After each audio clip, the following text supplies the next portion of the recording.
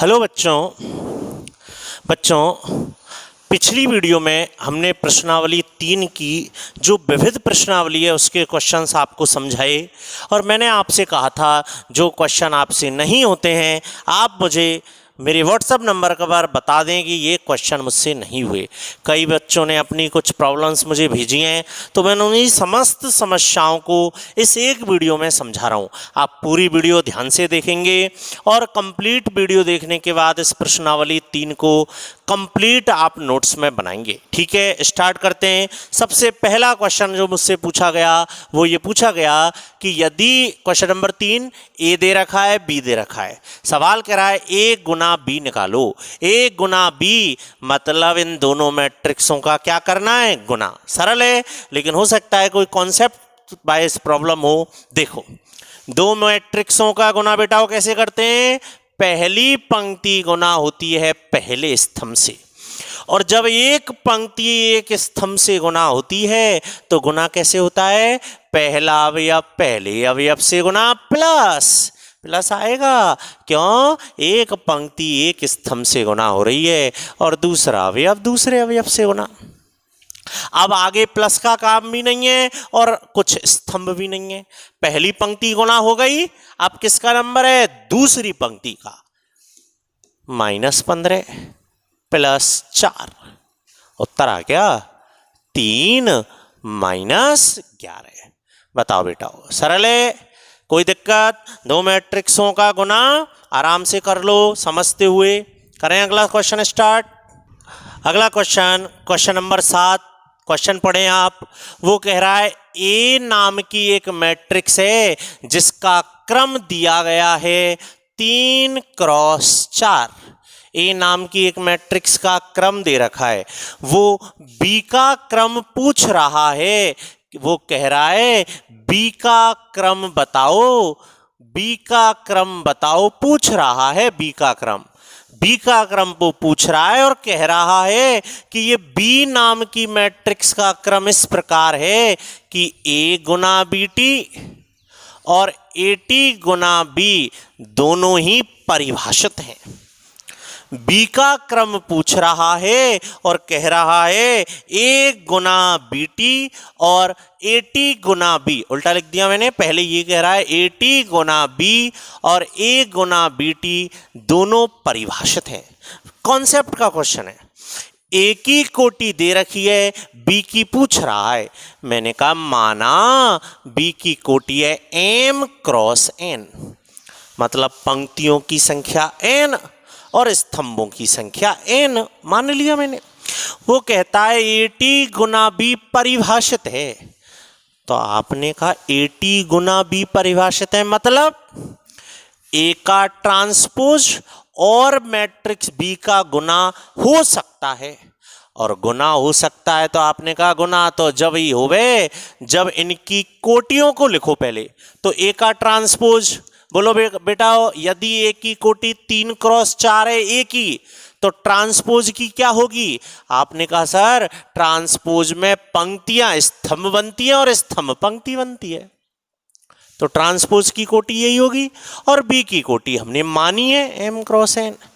इनका गुना कब परिभाषित होगा, जब बीचों बीच में बॉक्स बनाओ और बॉक्स में संख्या कैसी आनी चाहिए, समान। तो आपने कहा इन दोनों का गुना तो तभी संभव है जब m का मान क्या हो, 3। आंसर आ गया, m का मान आ गया। ऐसी ए का कोटि 3 × 4 है, बी के ट्रांसपोज की कोटि कितनी होगी, सर बी का ट्रांसपोज n × m, और इन दोनों का गुना तो तभी संभव होगा जब बॉक्स में संख्याएं कैसी फंसे, समान। मतलब n का मान कितना होना चाहिए, 4। अरे दो मैट्रिक्सों का गुना तभी तो होता है जब उनकी कोटियों को लिखने पर बीचों बीच में संख्याएं कैसी हो, समान। तो n = 4 और m = 3। अतः जो आव्यूह है बी नाम की, जो मैट्रिक्स है बी नाम की, उसका क्रम आ गया है। क्या क्रम आ गया, m × n आ गया। 3 क्रॉस 4। सरल है बेटा। आगे बढ़े तो क्वेश्चन नंबर 7 कंप्लीट है, कॉपी करें। अगला क्वेश्चन आ चुका है क्वेश्चन नंबर 8। वो कहता है x का मान निकालो, x का मान निकालो यदि ये जो मैट्रिक्स आपके सामने लिख रही है ये मैट्रिक्स सममित आव्यूह है। उसने खुद ने कहा है ये ए नाम की जो मैट्रिक्स है ये कैसी है, ए सममित है। आपने कहा ए सममित है तो सममित मैट्रिक्स की परिभाषा तो ये कहती है ए का ट्रांसपोज ए के बराबर होना चाहिए। चूंकि सवाल ने खुद ने कहा है ये सममित है, सममित है तो ए का ट्रांसपोज ए के बराबर होना चाहिए। ट्रांसपोज करो, पहली पंक्ति को पहला स्तंभ बनाओ, ट्रांसपोज करो, करो ट्रांसपोज, ए का ट्रांसपोज बराबर ए।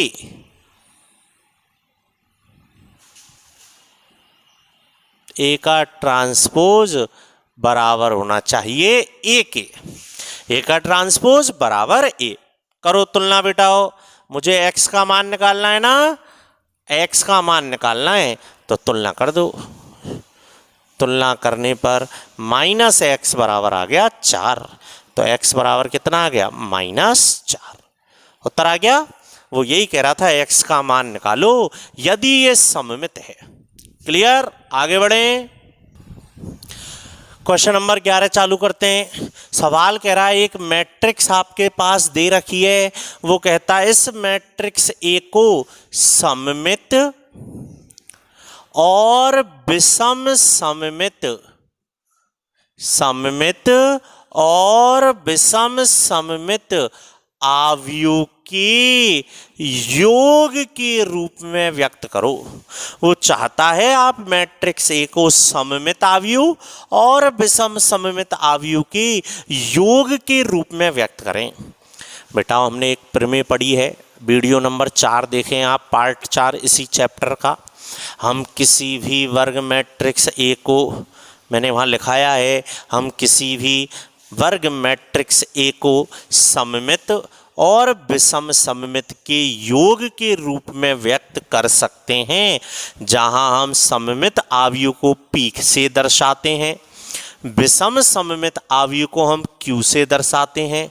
तो मैंने ऐसा प्रमेय में लिख रखा है, थ्योरी में, हम किसी भी वर्ग मैट्रिक्स ए को सममित और विषम सममित आव्यूह के योग के रूप में व्यक्त कर सकते हैं, जहां सममित आव्यूह P बराबर होता है 1/2 a प्लस AT और विषम सममित आव्यूह Q बराबर होता है 1/2 a माइनस AT।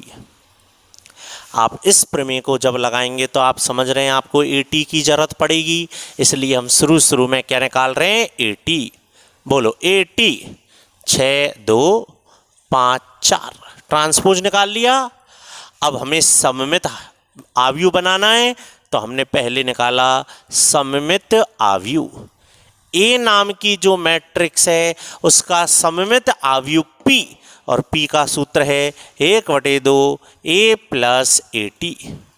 तो बताओ बेटा P बराबर क्या आ गया, 1/2 a प्लस AT। जोड़ो दोनों को, जोड़ो 1/2 a प्लस AT, दोनों को जोड़ो, a प्लस AT 12, 7 7 और 8, 1/2 से गुना कर दो तो P बराबर आ गया, 1/2 से गुना कर दो बेटाओ, 1/2 से गुना करा तो कितना आ गया, 6, 7/2, 7/2 और 4 आ गया P। ये क्या है, सममित आव्यूह। ऐसी वो विषम सममित और पूछ रहा है तो आप क्या निकालेंगे, हम विषम सममित आव्यूह। बोलो बेटाओ विषम सममित। ये सममित क्यों है, ये बात समझ में आ रही है। सूत्र तो हमने याद कर रखा है, लेकिन ये सममित क्यों है, क्योंकि आप चाहें तो इसका डैश करके देख लें, डैश करके देख लो, P डैश बनाओ, P डैश। आपने P डैश बनाया तो आप देख पा रहे हैं P डैश बराबर क्या है, P। इसलिए ये क्या है, सममित आव्यूह है। आप चाहें तो लिख भी सकते हैं, लिख ही देता हूं, स्पष्टतः यदि मैं इसका ट्रांसपोज करूं तो मुझे यही मिलता है, अतः P सममित आव्यूह है। ये सममित आव्यूह तैयार हो चुका है। अब क्या तैयार कर रहे हैं हम? विषम सममित। यहां कर देता हूं। अब मैं बना रहा हूं विषम सममित आव्यूह। बोलो विषम सममित आव्यूह का सूत्र Q बराबर 1/2 A minus AT। A minus AT घटाओ बेटाओ, A में से घटाओ AT, A में से घटाओ AT, तो Q बराबर घटाओ आराम से A माइनस AT 0, घटाओ -3, 3 और 0 आराम से घटा लो। Q बराबर आ गया 0, 3/2 -3/2 0। ठीक, क्यों है ये विषम? आप चाहें तो इसका डैश निकाल के देख लें। निकालो, चलो डैश, डैश निकलवाओ। 0 -3 Q डैश निकालो, 3/2 0। क्या Q डैश बराबर Q आया है? नहीं आया। मिला लो, Q डैश और Q बराबर नहीं है ना, इसमें से माइनस कॉमन लो जबरदस्ती। जैसे ही मैंने इसमें से माइनस कॉमन लिया तो मैंने पाया ये फिर से क्या बन गया है? Q। तो चूंकि Q डैश बराबर है -Q के, अतः Q एक विषम सममित आव्यूह है।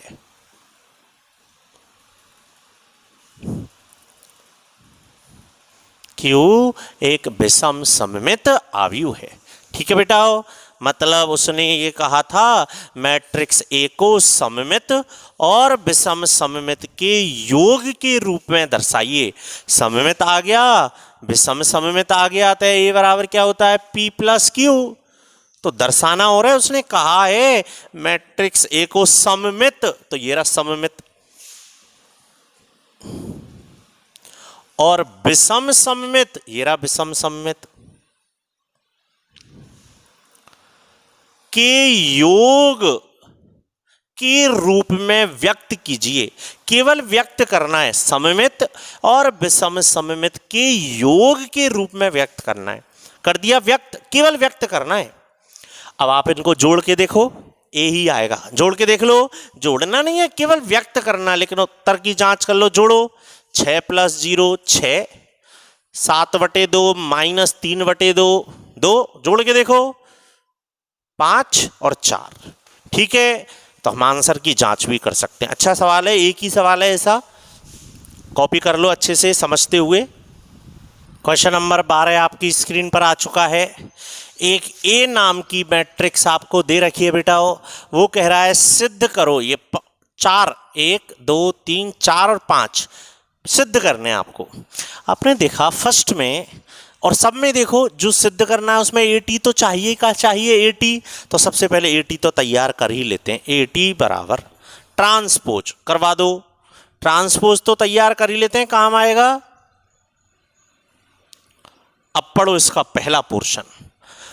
वो पहले पोर्शन में कह रहा है सिद्ध करो A के ट्रांसपोज का ट्रांसपोज बराबर है A के।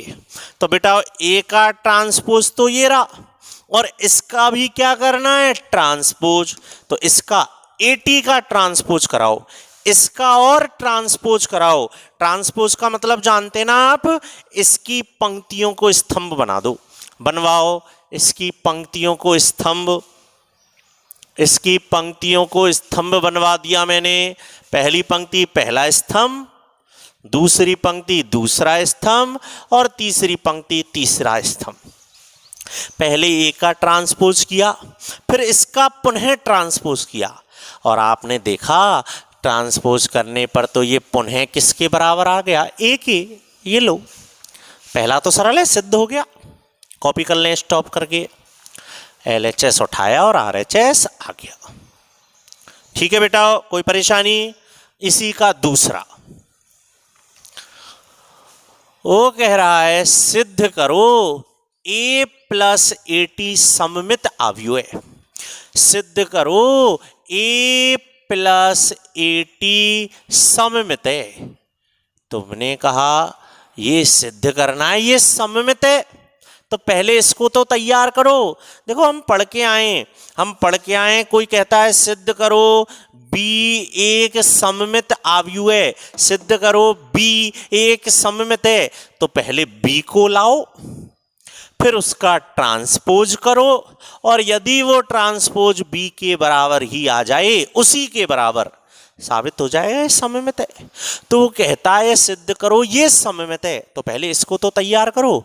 A प्लस AT, A पहले मैं A लिख लूं, plus AT, A plus AT, A plus AT लिख लिया, जोड़ो क्या आ गया, A प्लस AT, जोड़ो क्या आ गया, 2 और 2 4, 0 1, 0 0 2, जोड़ो 1 3 6।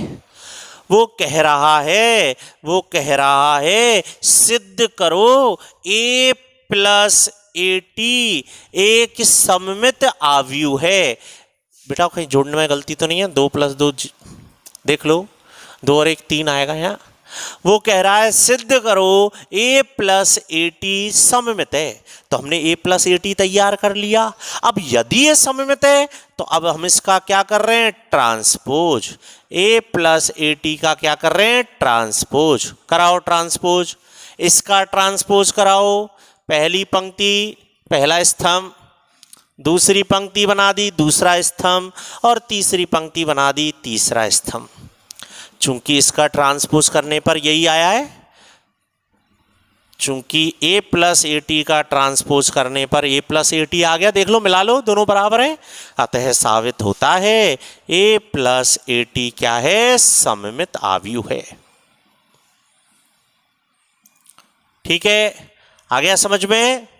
सममित, तो जिस चीज को सममित लाना है पहले उसको तैयार करो, उसका ट्रांसपोज करो, उसी के बराबर आ जाएगा।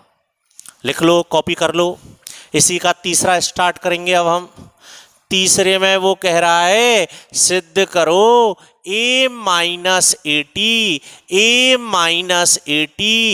विषम सममित है। सिद्ध करो A माइनस AT विषम सममित है। तो बेटा विषम सममित की क्या परिभाषा है? सर कोई भी मैट्रिक्स B विषम सममित कहलाएगी यदि उसका ट्रांसपोज करने पर क्या आवे, माइनस B आवे। वो कह रहा है सिद्ध करो ये विषम सममित है, पहले इसको तैयार करवाओ, घटाओ 0 2 1 घटाओ -2 0 1 घटाओ -1 -1 और 0। देख लो A माइनस AT हो गया। अब हम इसका क्या कर रहे हैं, ट्रांसपोज करो, ट्रांसपोज 0 2 1 -2 0 1 -1 0 माइनस कॉमन ले लो, 0 -2 -1 2 0 -1 1 1 0। आपने देखा हमने जैसे ही माइनस कॉमन लिया तो ये जो चीज आई है ये चीज पुनः क्या बन गई, A माइनस AT बन गई। चूंकि A माइनस AT का ट्रांसपोज करने पर minus of A minus AT आया, अतः साबित हो जाता है A माइनस AT क्या है, विषम सममित आव्यूह है। ठीक है बेटा, अब इसका जो चौथा पोर्शन है वो मैं आपके लिए छोड़ रहा हूं। वो कहता है सिद्ध करो ये सममित है, तो पहले ये तैयार करना, A गुना AT गुना तैयार कर लेना, फिर इसका ट्रांसपोज करना, और आप जब इसका ट्रांसपोज करोगे तो आप देखोगे वो उसी गुना के बराबर आ जाएगा, तो साबित हो जाएगा ये सममित है। ऐसे ही इसको आप तैयार करेंगे। ये मैं आपके लिए छोड़ रहा हूं चौथा पोर्शन। ठीक है, आराम से करना, हो जाएगा, सरल है। अगला क्वेश्चन आपकी स्क्रीन पर आ चुका है, क्वेश्चन नंबर 15 है विविध का। आपको 3 मैट्रिक्स दी गई है बेटा, ये A है, ये B है और ये C है। तीन मैट्रिक्स दे रखी हैं, वो आपसे कह रहा है ए गुना बी गुना सी के प्रथम पंक्ति के अवयव लाओ। ए गुना बी गुना सी के, तो पहले गुना करेंगे, ए गुना बी गुना सी, तो पहले तो गुना होगा। और आप जानते हैं तीन मैट्रिक्सों का गुना डायरेक्ट होता नहीं है, पहले इन दोनों का होगा फिर उसका होगा। चलो गुना करवाओ, सिंपल गुना है। पहली पंक्ति पहला स्तंभ, बोलो -1 + 0 + 0। पहली पंक्ति दूसरा स्तंभ 0 + 0 + 5, 0 + 0 + 7। पहली पंक्ति का हो गया। अब दूसरी पंक्ति 2 + 0 + 0, 0 - 3 - 10, 0 + 6 - 14। आपके ये हो सकता है क्वेश्चन समझ में नहीं आया है कि पूछ क्या रहा है, इसलिए आप लोगों ने क्वेश्चन पूछा है। उसने कहा है ए गुना बी गुना सी के, तो पहले गुना है तो करो, करो गुना। क्या आ गया? पहली पंक्ति पहला स्तंभ 1 + 0 + 7 -2 + 0 - 8, गुना करने पर आया 8 और -10। देखो अच्छे से पहले गुना समझो, ए गुना बी गुना सी, और ए गुना बी गुना सी करने पर आ चुका है 8 और -10। अब वो सवाल क्या पूछ रहा था? वो पूछ रहा था ए गुना बी गुना सी के, तो गुना कर लिया, ये रिजल्ट आया है। इसके प्रथम पंक्ति के अवयव बताओ। तो बताओ बेटा, इसके प्रथम पंक्ति का अवयव क्या आया है? बताओ प्रथम पंक्ति के अवयव क्या है? सरल है बिल्कुल, गुना करना था। क्या आया है प्रथम पंक्ति का अवयव? 8, एक ही अवयव आया, उत्तर। देखो सरल है, सिर्फ आपको तीनों मैट्रिक्सों का गुना करना था। आगे बढ़े, आपकी स्क्रीन पर अगला सवाल आ चुका है, क्वेश्चन नंबर 18। आपने देखा जो सिद्ध करना है उसमें सबसे पहले क्या तैयार करना होगा? b²। तो बिना टाइम ज़्यादा खराब किए मैं b² तैयार करता हूँ। b गुना b, आप सब जानते हैं b² का मतलब b गुना b। कर दो बेटा जल्दी से गुना, दोनों मैट्रिक्सों का गुना कर दो b²। कैसे होता है गुना? पहली पंक्ति पहला स्तंभ, पहला अवयव पहले अवयव से, दूसरा अवयव दूसरे से। आराम आराम से करो, तसल्ली से, गलती नहीं हो जाए, है ना, तसल्ली से। अब दूसरी पंक्ति का नंबर, दूसरी पंक्ति हो गया b² तैयार। जो सिद्ध करना था बेटा उसका LHS उठाओ। अब अभी आ जाएगा आंसर। देखो केवल आप इस क्वेश्चन को करने से घबरा गए, नहीं सरल था। b² का मान ये रहा, देखने में बुरा सा लग रहा है, सरल है।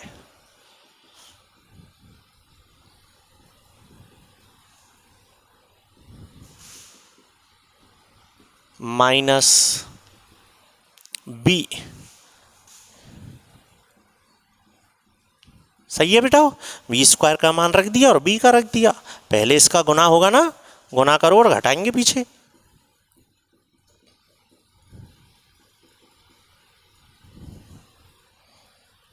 करते चलो।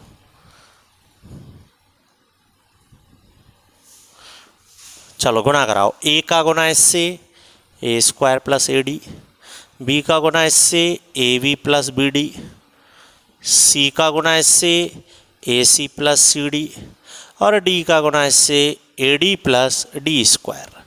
घटाओ बेटाओ, घटाओ आराम से। क्या आ गया? इधर लिख दूं? क्या आ गया बताओ? घटाओ, आराम से घटाओ। सर इसमें से जब आप इसको घटाओगे तो a² से a² कट जाएगा, क्या रह जाएगा? BC - AD। घटाओ, जब आप घटाओगे, इसमें से इसको घटाओगे तो BD से BD कट जाएगा और AB से AB, 0 रह जाएगा। ऐसे यहाँ भी 0 रह जाएगा। जब आप इसमें से इसको घटाओगे तो d² और d² कट जाएंगे, क्या रह जाएगा, BC माइनस AD। और बेटा BC माइनस AD आ गया कॉमन, आ गया कॉमन, क्या रह गया, BC माइनस AD कॉमन आ गया, क्या रह गया 1001। और 1001 को हम कहते हैं इकाई मैट्रिक्स, जिसको हम I से प्रदर्शित करते हैं। चूंकि इसकी कोटि 2 क्रॉस 2 है तो इसके नीचे 2 भी लटका देते हैं।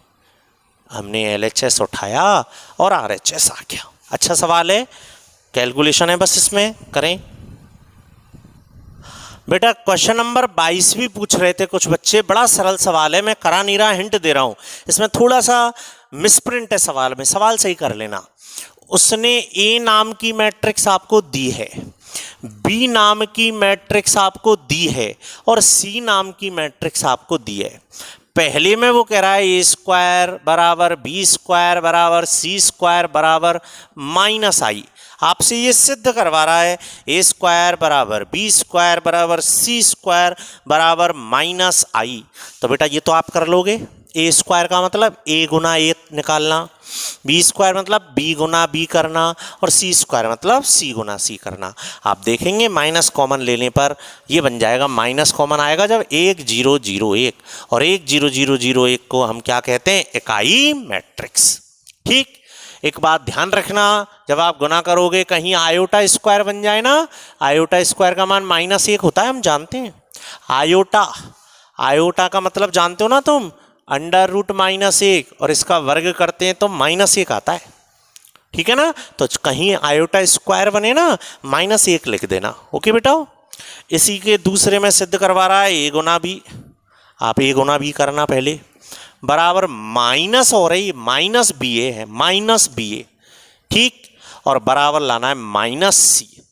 ठीक है, तो आप A गुना B करना, B गुना A करना, B गुना A करने के बाद उसको माइनस से गुना कर लेना और C को माइनस से गुना कर लेना। आप देखेंगे बराबर आएंगे। A आपको दिया है, मैं लिख देता हूं, कहीं आपकी बुक में मिसप्रिंट हो, सही कर लेना। B आपको दिया है और C आपको ये दिया है, ये तीनों आपको दे रखे हैं। आप आराम से A गुना A करना, B गुना B करना और C गुना C करना।